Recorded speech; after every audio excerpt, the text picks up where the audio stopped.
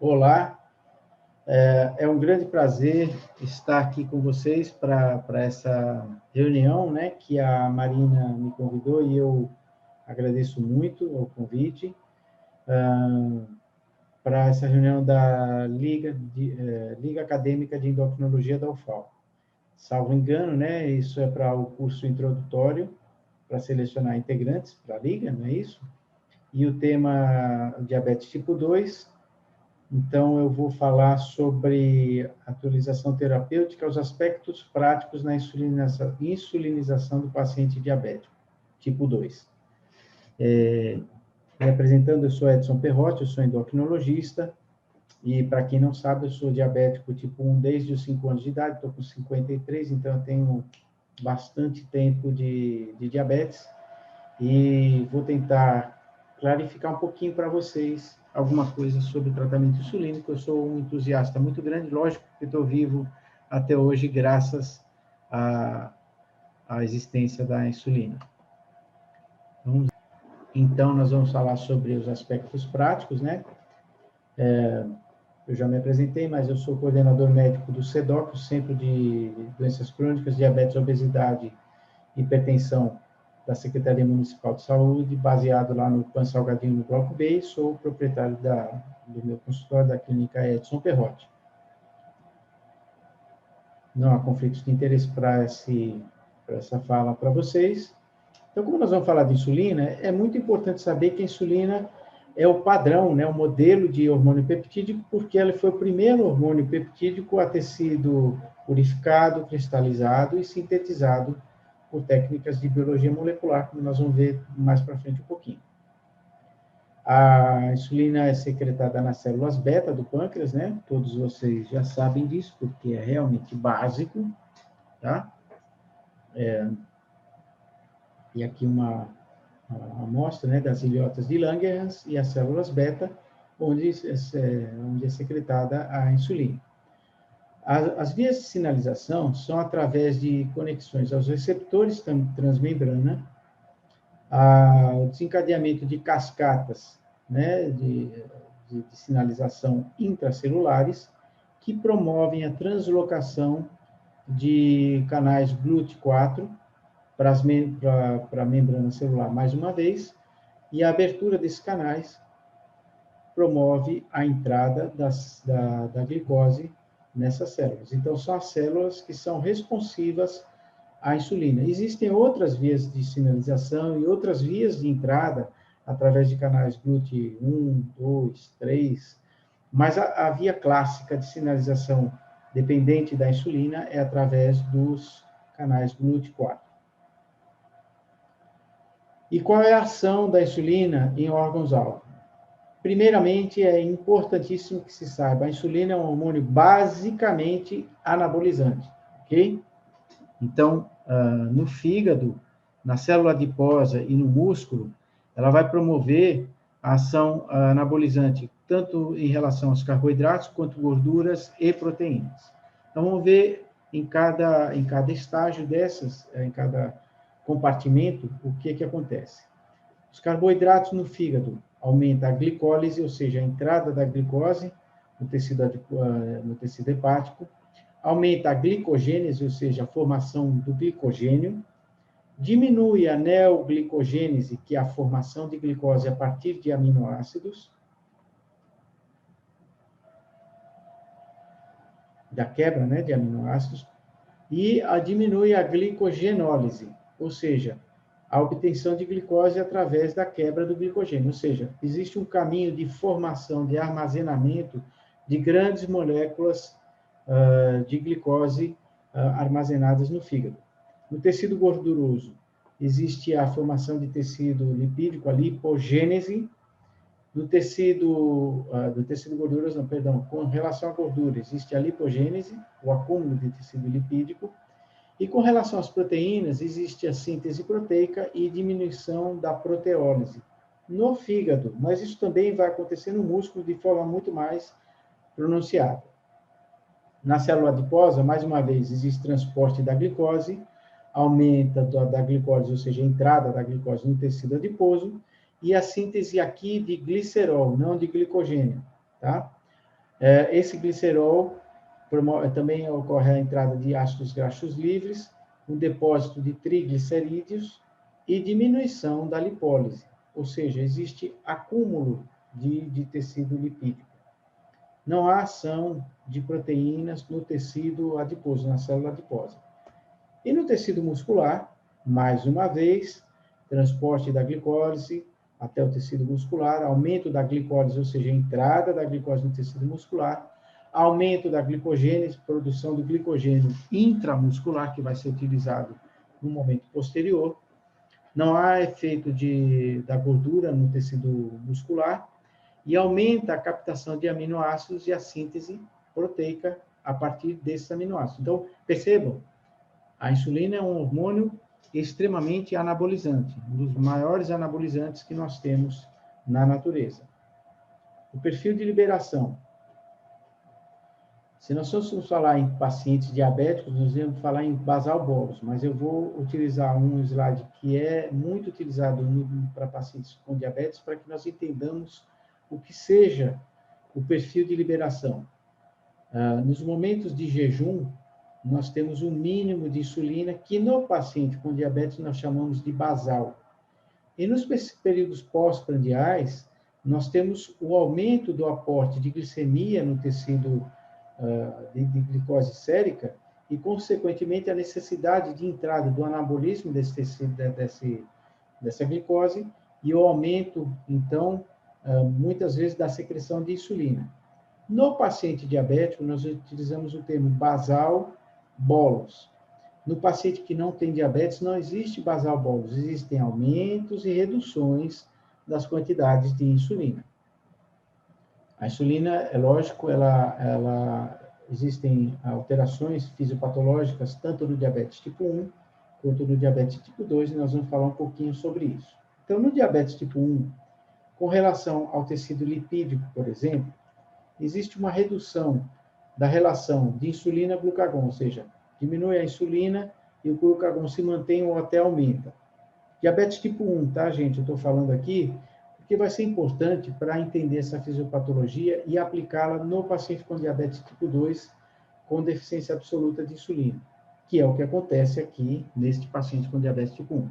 Então, essa diminuição da relação insulina-glucagon diminui a lipogênese, ou seja, o acúmulo de tecido lipídico, e aumenta a lipólise, ou seja, a quebra, né, de lípides para a oferta como substrato energético para o organismo, que não tem insulina. Isso faz com que no fígado ocorra a produção de corpos cetônicos. Os corpos cetônicos vão ocasionar cetonúria. A cetonúria, por sua vez, vai ocasionar uma poliúria osmótica, que vai ocasionar desidratação.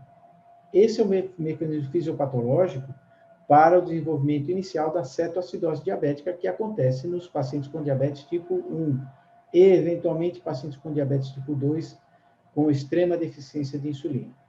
Com relação ao tecido, aos carboidratos, a glicose, existe ausência de insulina no diabetes tipo 1, mais uma vez frisando.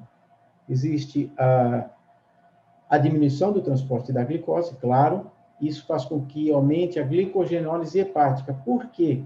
Porque o tecido muscular, o tecido hepático, ele não tem mais o aporte de glicose. Então, isso é interpretado fisiologicamente como falta de glicose. E o organismo se empenha em produzir mais glicose de forma paradoxal, porque o indivíduo está com a glicose sérica extremamente elevada, mas o organismo interpreta por não ter entrada de glicose no tecido intracelular, que existe deficiência de glicose. Então, ele começa a aumentar a glicogenólise hepática, a produção de mais glicose, começa a aumentar a neoglicogênese, e isso faz com que ocorra a hiperglicemia. A hiperglicemia, por sua vez, vai causar glicosúria. E a glicosúria, por sua vez, vai causar poliúria osmótica mais uma vez, que junto com a poliúria osmótica causada pelo tecido lipídico, vai ocasionar desidratação intensa e, neste caso, polifagia e perda de peso. Muito bem. Então, entendido o que acontece na falta absoluta de insulina no paciente com diabetes tipo 1, o que pode acontecer no diabético tipo 2? O diabético tipo 2 ele tem uma doença progressiva que se caracteriza por dois fatores, a deficiência ou a resistência à ação da insulina. Primeiramente, aparentemente, a resistência à insulina, mas esses processos podem ocorrer de forma sincronizada e conjunta, síncrona e conjunta. Muito bem. Então, sobrepeso, a inatividade e mais fatores herdados ou adquiridos, né, podem ocasionar o quê? Uma resistência à insulina. Esta resistência à insulina vai aumentar os ácidos graxos livres, vai diminuir a captação de glicose muscular, vai aumentar a produção de glicose no tecido hepático. Isso tudo vai levar à hiperglicemia. Muito bem. A hiperglicemia vai causar uma lipo e uma glicotoxicidade por causa do tecido, dos ácidos graxos livres e da glicose. E essa lipo e glicotoxicidade, paradoxalmente, vão causar deficiência de secreção de insulina nas células beta-pancreáticas. Espera aí, professor, como é isso? Tem hiperglicemia, deveria ter maior secreção de insulina. Sim, no momento inicial, sim. Mas no momento subsequente, o aumento exacerbado, tanto dos ácidos graxos quanto da glicose, causam um efeito glicotóxico e lipotóxico. E isso causa deficiência, diminuição da produção de insulina. E isso vai aumentar a hiperglicemia, que vai aumentar a glicotoxicidade, que vai aumentar a hiperglicemia. Então, torna-se um ciclo vicioso, tóxico e de fisiopatologia que vai levar ao diabetes tipo 2. Então, se nós atuamos por aqui, como vocês já devem ter aprendido, e vão aprender com mais detalhes, lógico, na liga acadêmica, vocês entenderão que é muito importante cessar esse processo neste momento da resistência à insulina, e é aqui que entram os diversos medicamentos, as diversas atitudes para preservar o indivíduo de evoluir para esse fator de deficiência de insulina. Muito bem. Falando na insulina, elas evoluíram desde o desenvolvimento da insulina primária lá em 1920, que era bovina, depois ela veio para a insulina suína. A insulina suína foi transformada em insulina semissintética, ou seja, ela era transformada de suína para uma insulina aparentemente semelhante à insulina humana, com troca de aminoácidos. Depois, a insulina biosintética por DNA recombinante. O que é isso? As bactérias, principalmente Escherichia coli, tinham inseridos plasmídios de células beta pancreáticas, produtores de insulina, e esses plasmídios promovem, lógico, a produção de insulina em bactérias. Então, elas produziam insulina semelhante biosintética por DNA recombinante, o DNA, perdão, das células beta, né, que é inserido nos plasmídios dessas bactérias, e produzem, então, insulina humana biosintética. E, posteriormente, vieram os análogos, que são as insulinas mais utilizadas hoje em dia, mais preconizadas para sua utilização, que são insulinas totalmente produzidas industrialmente e que têm modificações em suas moléculas propositais para transformá-las em insulinas ou muito estáveis ou de ação muito rápida, como nós vamos ver daqui a pouquinho. Então, percebam aqui nós temos uma tabela com as inúmeras insulinas. As iniciais, a regular, que era a insulina de ação rápida, as insulinas análogos já de ação ultra rápida, lisproasparte glilisina, as insulinas de ação intermediária, NPH, primordial, que foi bovina, suína, e depois por DNA recombinante. As de ação intermediárias, já conjugadas com outras insulinas ou com outras moléculas, a lisproprotamina, que era uma insulina de ação rápida e intermediária junto, a asparteprotamina, a detemir, que é uma insulina basal prolongada, a glargina 100, que é uma insulina também de ação basal prolongada, já são análogos aqui, tá? A Degludeca, que foi uma evolução da insulina Detenir, uma insulina extremamente estável, que provoca muito menos hipoglicemias. A Glargina 300, que foi uma evolução da Glargina 100 para uma forma mais duradoura, mais estável e com menos risco de hipoglicemias.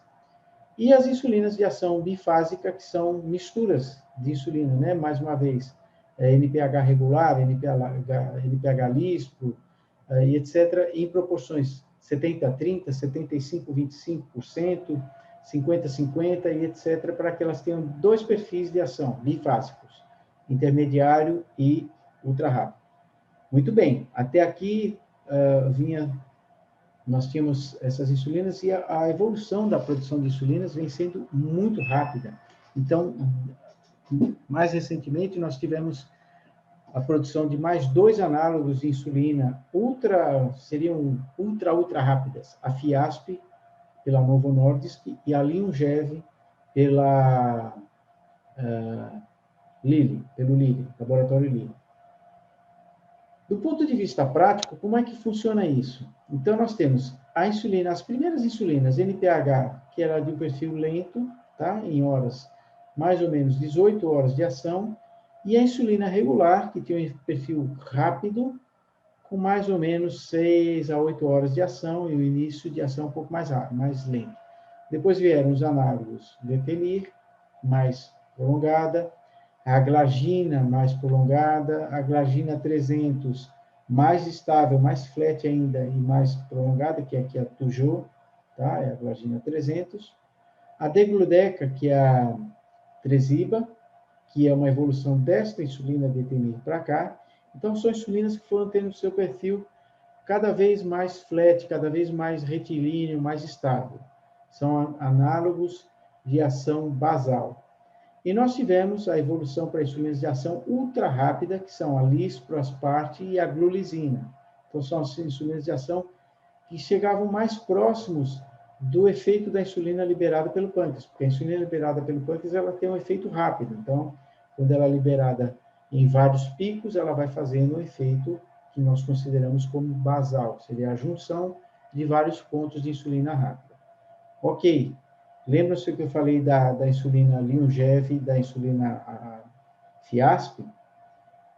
Essas insulinas, perto da insulina regular humana, que é a insulina rápida, perto das insulinas de ação ultra rápidas análogos, Lispro, Asparte e Glulizina, elas teriam um perfil mais rápido ainda. Então, são a Lyumjev e a Fiasp, que chegam muito próximas do perfil de liberação de insulina do pâncreas. Então, cada vez mais nós estamos desenvolvendo insulinas para mimetizar a secreção de insulina humana nos indivíduos que necessitam dessas aplicações.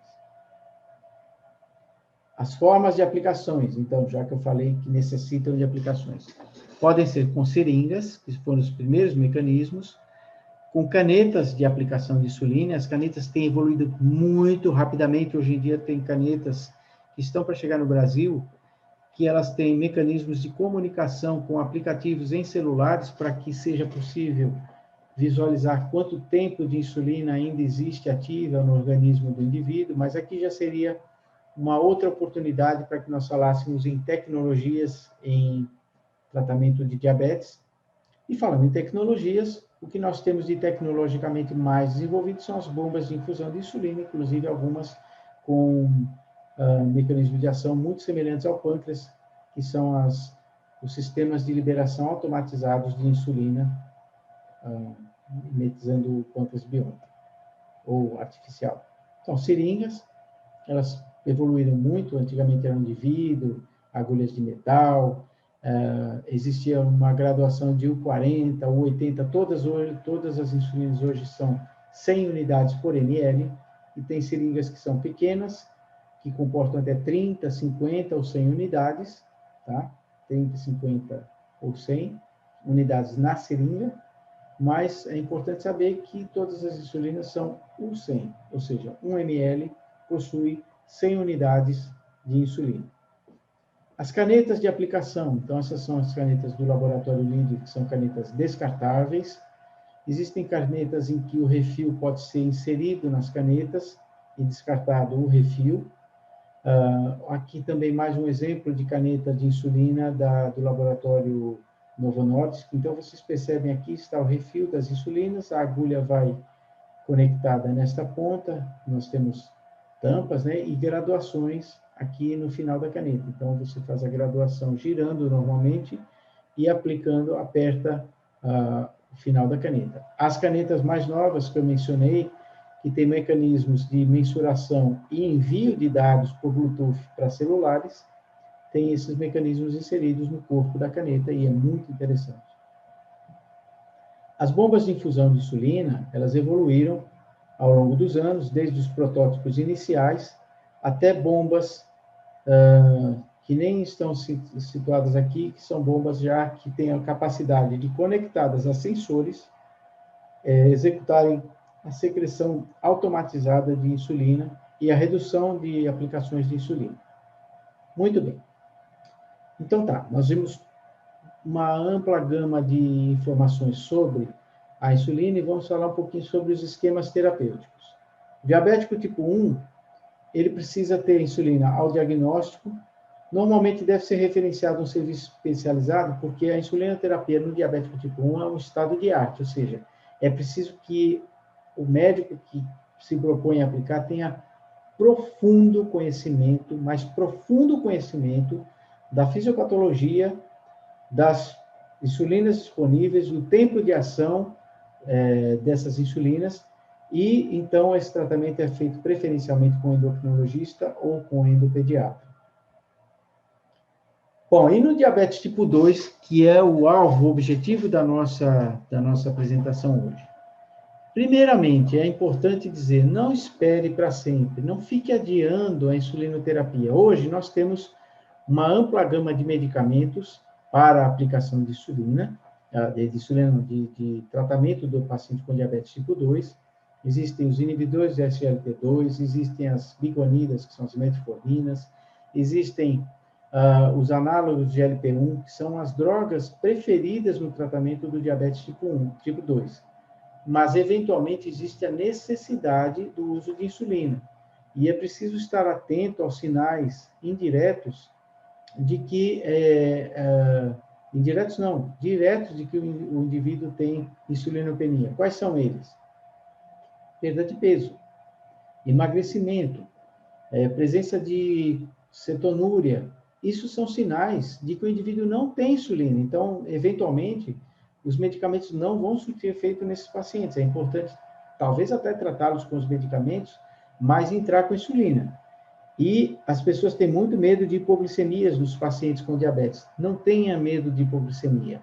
Conheça o tratamento e oriente ao paciente como não ter hipoglicemia. Considere, lógico, terapias combinadas, medicamentos e insulina. Isso faz com que exista a necessidade de menor quantidade de medicamentos e menor quantidade de infusão de insulina. Porque a insulina, por ser um anabolizante, tem um efeito indesejado nos pacientes com diabetes tipo 2, que é o aumento de peso, tá? Então, é interessante utilizar a menor quantidade de insulina necessária e suficiente para esse paciente, e isso pode ser melhorado com o uso adjunto de medicamentos. Mas não subinsulinize. O que é subinsulinizar? O paciente precisa de insulina, está emagrecendo, está sendo consumido, está entrando em catabolismo proteico, lipídico, e aí você como médico, meu colega, no futuro, vai iniciar o tratamento insulínico. Aí você dá uma dosezinha lá, fica com medo de hipoglicemia e subinsuliniza. Deixa ele lá em 170, 180, 230 de glicose, tá bom. Ele não está morrendo de imediato, não é isso? Não, não se deve subinsulinizar. É necessário entrar com a dose adequada da insulina. Uma vez que você se propôs a tratar, utilize a dose adequada. Aprenda sobre insulinoterapia e utilize as doses adequadas. Aqui, use análogos de insulina de ação rápida quando indicado e considerar abuso de bomba de infusão já são processos bem mais avançados e provavelmente vai estar sendo visto em conjunto ou pelo endocrinologista. Bom, quais são os esquemas de insulinização no diabético tipo 2? Então, primeiro, começa-se com a associação com diabéticos orais. Então, o paciente está usando qualquer gama de antidiabéticos orais, que vocês devem ter visto ou vão ter a oportunidade de ver frequentemente, né, durante os cursos na Liga. Então, a dose inicial preconizada, e tudo isso vocês vão encontrar nas diretrizes da Sociedade Brasileira de Diabetes. É o que eu recomendo para vocês. É muito didático, está muito claro e é muito preciso. Então, a dose inicial vai de 0,1 a 0,2 unidades por quilo por dia, que vai dar em torno de 15 a 20 unidades por dia para esses pacientes. Muito bem. Costuma ser prescrito à noite, é o que nós chamamos de insulina bedtime, com NPH ou análogos basais. Se o indivíduo tiver a oportunidade de usar um análogo, que é uma insulina de custo mais elevado, seria mais interessante, porque ela tem um perfil retilíneo e muito previsível. Se ele não tem condições, se ele está se utilizando de tratamentos pelo SUS ou a custa própria, e a NPH tem um custo muito mais baixo, então ela pode ser prescrita. Nas diretrizes e alguns estudos mostram que não existe grande diferença do uso pela manhã ou pela noite. Alguns trabalhos mostram que o uso pela noite seria muito interessante por diminuir a gliconeogênese hepática noturna, fazendo com que o indivíduo chegue ao alvorecer com a glicemia mais estável, mais próxima do normal, proporcionando que os medicamentos utilizados tenham uma ação mais efetiva. Essa é a hipótese para que se faça a prescrição de insulina NPH à noite. Então, assim, em indivíduos idosos, muito debilitados, normalmente nós prescrevemos insulina NPH pela manhã pelo risco da hipoglicemia noturna. Mas naqueles indivíduos com maior competência, com maior capacidade, por hábito, nós prescrevemos insulina bedtime ou à noite, às 21 horas, a NPH. Ajusta-se de 2 a 4 unidades a cada 3 dias, conforme a glicemia de jejum. Então, você aplica a insulina à noite, mede a glicemia de jejum. Faz uma média ponderada de 3 dias, ou seja, soma-se os 3 valores, divide por 3, e se estiver dentro do seu alvo terapêutico, você mantém a dose. Se estiver acima do alvo terapêutico, você aumenta de 2 a 4 unidades. E se estiver abaixo do alvo, reduz-se de 2 a 4 unidades. Exemplo, o paciente tem um alvo terapêutico previsto você estipula que esse alvo para este paciente vai ser de 90 a 130. Se ele se ele tiver jejum, média ponderada de 160, 150, 140, você aumenta 2 unidades. Média ponderada de 3 dias, se tiver ainda em 140, 135 de média ponderada, mais 2 unidades, e assim vai. Se porventura aconteceu o oposto, você estipulou 90 a 130, esse paciente está acordando com média ponderada de 80, ele está em risco de hipoglicemia. Então, nós reduzimos 2 unidades dessa dose de insulina. Quando nós prescrevemos a insulina isolada, ou seja, sem medicamentos, a dose preconizada é de 0,3 a 0,5 unidades por quilo por dia. Pode se iniciar à noite ou pode ser subdividida em insulinoterapia plena durante o dia em 2 doses, por exemplo. Muito bem, esse paciente não teve sucesso. Então, ele vai entrar no esquema chamamos de basal plus. Basal plus é ou uma insulina basal e acréscimo de insulinas de ação rápida, como nós vamos ver aqui, ou aplicação de insulina NPH em 2 doses, 3 doses diárias. Existem alguns esquemas que falam em 2 terços pela manhã e 1 terço pela noite. Por exemplo, se o indivíduo chegou a 30 unidades de insulina, então, alguns esquemas mais antigos, nós fazíamos 20 de manhã e 10 à noite, 2 terços pela manhã e 1 terço à noite. Eu mesmo utilizo isso aí ainda muitas vezes pelo costume, mas não existe nenhuma obrigatoriedade nisso. Quando você está utilizando 30 unidades de insulina, Nada impede-se que você faça 10 de NPH no café, 10 no almoço e 10 na janta, ou 15 de manhã e 15 à noite. Eventualmente, o paciente pode precisar de 10 unidades de manhã e 20 à noite. Quem é que vai ditar essa necessidade?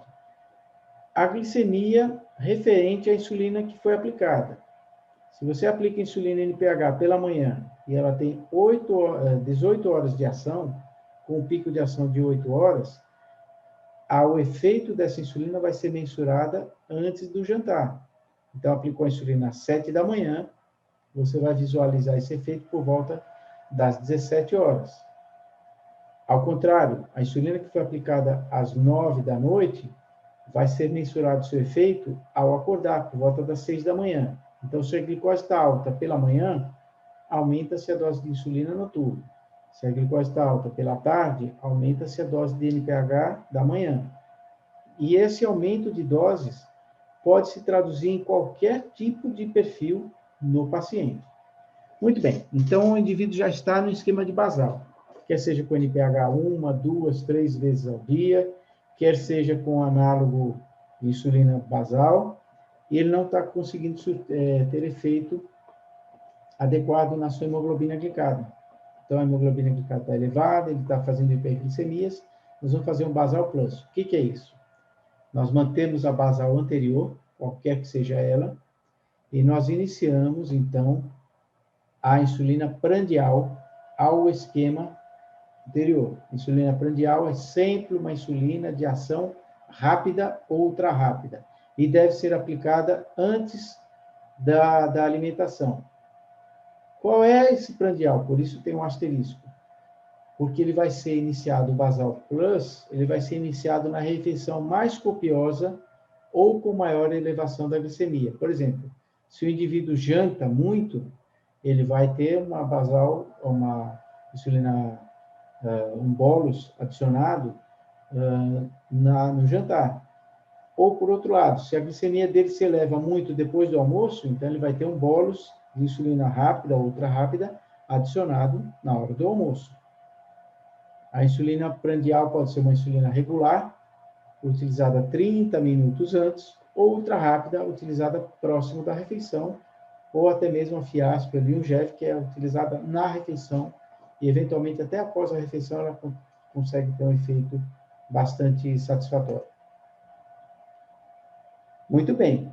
Então, você fez o tratamento basal, a insulina bedtime, não surtiu efeito, entrou com o basal plus. O basal plus, você já tem que retirar os secretagogos, ou seja, as sulfonilureias, pode manter os outros hipoglicemiantes orais, mas secretagogos não são utilizados, é uma redundância. Aprendam, tá? Por favor, não utilizem secretagogos.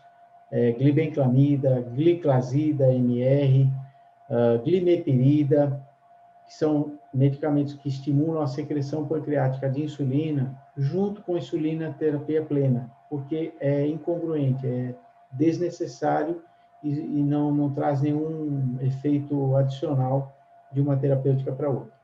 Os outros hipoglicemiantes orais ou anti-hiperglicemiantes orais podem ser utilizados. Muito bem. Então, nós vamos evoluir agora para o basal bolus, ou seja, a insulinoterapia plena. Basal bolus mantém-se o esquema anterior, ou seja, basal plus, e acrescentamos a suspensão de secretagogos, como eu mencionei para vocês, e adicionamos insulina prandial, ou seja, rápida ou ultra rápida ou regular, a todas as refeições. Essa dose total vai variar entre 0,5 a 1,5 unidade por quilo por dia.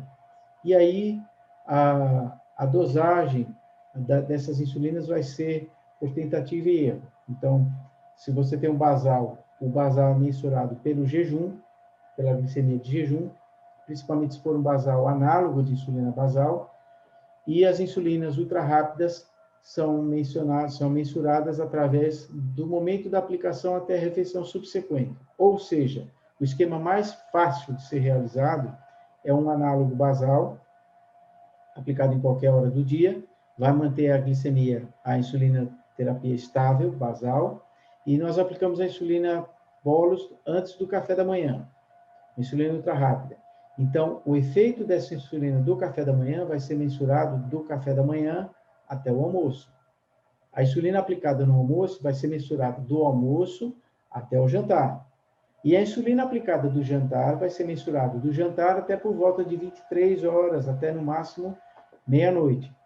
A partir de então, nós teremos que o efeito restante é da insulina basal, ou seja, de meia-noite até a próxima aplicação de insulina ultra-rápida é resultado da insulina basal. E aí sim, voltamos mais uma vez para aquele ajuste para mais ou para menos, de acordo com o alvo estipulado. Então, a glicemia de jejum será titulada na insulina basal, e a glicemia pós-prandial e pré-prandial da refeição seguinte pela insulina bolus aplicada antes das refeições. Não sei se ficou bem claro isso. Mais uma vez, a insulinoterapia prandial regular, 30 minutos antes ou ultra rápida no momento da refeição. Aqui eu trago um quadro para vocês que era das diretrizes de 2015 e 2016, porque na última diretriz nós não trouxemos nenhum quadro semelhante a esse. Então, esse quadro traz estipulado, por exemplo, as doses, os tipos de insulina, né, as associações e os esquemas. Por exemplo, rápido, ultra rápido, 2 vezes ao dia, mais NPH 2 vezes ao dia. Então, insulina, metade da dose total de manhã e de noite, metade da dose em NPH e metade em rápida e ultra rápida, e metade em NPH ao deitar, perceba. Ou então, a rápida e ultra rápida antes do jejum e ao deitar. Insulina rápida, ultra rápida 3 vezes ao dia, ou seja, no café, no de jejum, no almoço e no jantar, mais a NPH metade de manhã e metade à noite, ao deitar. NPH sempre ao deitar, tá certo, gente? Não se esqueçam. Muitas pessoas associam antes do jantar a ultra rápida com a NPH. Não. A ultra rápida é antes do jantar ou rápida antes do jantar, e a NPH é ao deitar, por volta de 21 a 22 horas.